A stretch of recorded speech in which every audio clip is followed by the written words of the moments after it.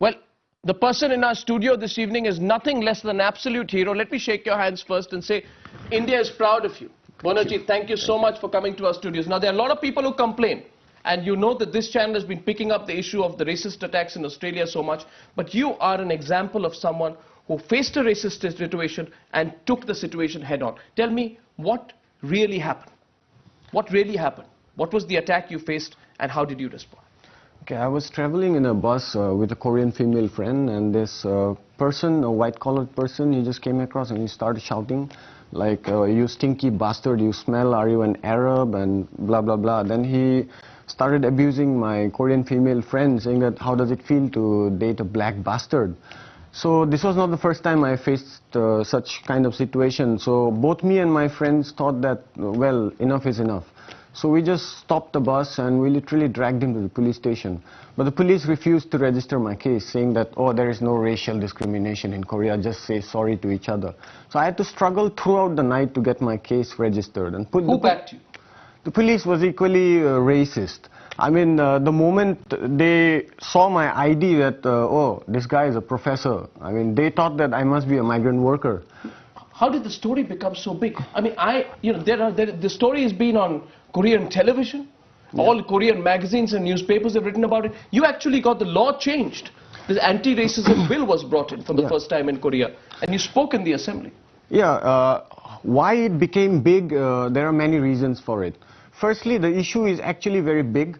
Racism has an institutional form in Korea. The government talks in the language of bloodline and, you know, browns and blacks. That's the Ministry of Justice speaking in that language. So the issue is quite serious, and there are 1.1 million migrants in Korea, mostly factory workers and mail order brides. They're not in a position to speak up.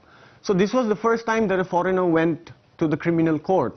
So the media picked it up, and also I got support from the civil society organizations. On the 30th of September this year, you were called for a consultative public hearing in the National Assembly of Korea. Yeah.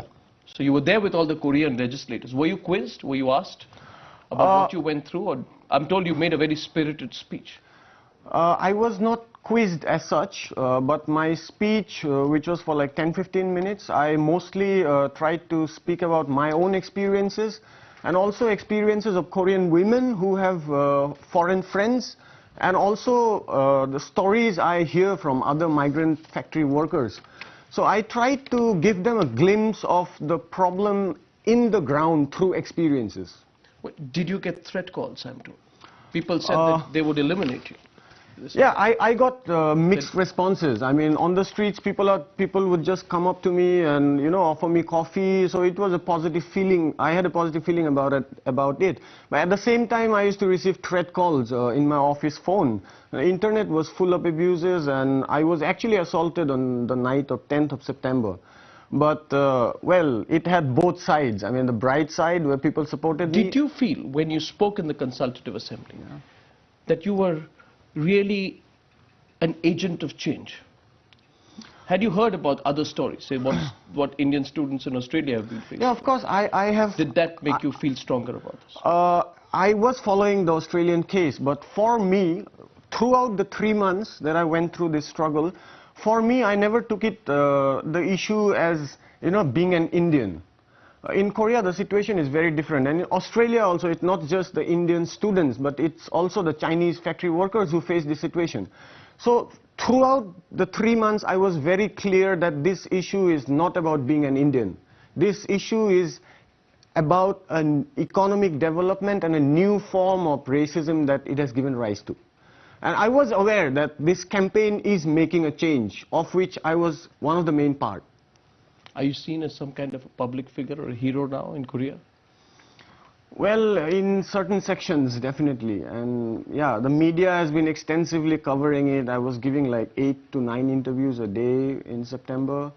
Back home in Assam, did your family members know about what you'd done? Well, for like 2 months, they did not know. I told my brother and sister, and I did not tell my mother because she is going through a bad health. But later, as soon as this Akhomia Protidin picked it up from some news agency, and their responses have been good. And well, I hope your story goes out. Because what it really says is that India is not a country of people who just crib. They can face a situation boldly and they can act. I want to shake your hands again, and I'm sure that one day much more is going to be written about. Bonojit Hussain, you're truly an agent of change. Thank you so much for speaking up, not just for yourself, but for all people in Korea. What an example you've set. Bonojit Hussain, a hero of the day on the News Hour this evening.